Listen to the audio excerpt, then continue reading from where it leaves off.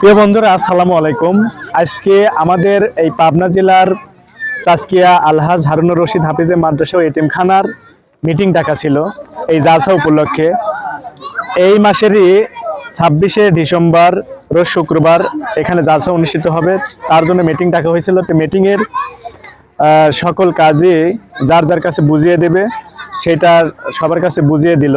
আর একটা জালসা উপলক্ষে কিন্তু অনেক কাজ থাকে, দোকানপাট থেকে শুরু করে গাড়ি পার্কিং, এছাড়া মৌলানারা আসে, সবাই ক্ষেত্রে কিন্তু অনেক কাজ থাকে। সেই কাজগুলো ভাগাভাগি করে দেওয়ার জন্য, সবাইকে সুন্দরভাবে বন্টন করার জন্য এই জায়গায় মিটিং ডাকছে।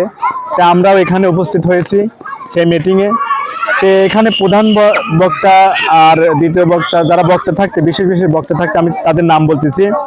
এখানে প্রধান বক্তা হযরত মাওলানা মুফতি আমির হামজা কুষ্টিয়া, দ্বিতীয় বক্তা সাদিকুর রহমান আল আজাহারি ঢাকা, তৃতীয় বক্তা কবির বিন সামাদ যশোর, চতুর্থ বক্তা মোহাম্মদ জহুরুল ইসলাম খান, পঞ্চম বক্তা হযরত মাওলানা মোহাম্মদ দেলোয়ার হোসেন আনসারি। তে এই যে আমাদের পাবনার যে বিখ্যাত এই জালসা অনুষ্ঠিত হবে, এই জালসায় আসতে হলে আপনাদেরকে অবশ্যই পাবনা শহর থেকে জালালপুর ক্যাডেট কলেজের পাশ দিয়ে একটা রাস্তা বের হয়ে আসছে। রাস্তা দিয়ে কিছু দূর এগিয়ে আসলে হয়তো বুঝতে পারবেন এখানে বিশাল জালসা। এই জালসার এত নাম, এত সুনাম, আর এই চাষকিয়ার জন্য সারা বাংলাদেশের মধ্যে নাম করা হয়েছে, সেটা হচ্ছে চাষকিয়ার লুঙ্গি।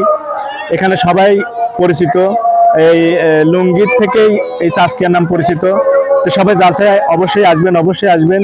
সবার জন্য দোয়া এবং ভালোবাসা রইল। সবাই ভালো থাকবেন, সুস্থ থাকবেন। আসসালামু আলাইকুম।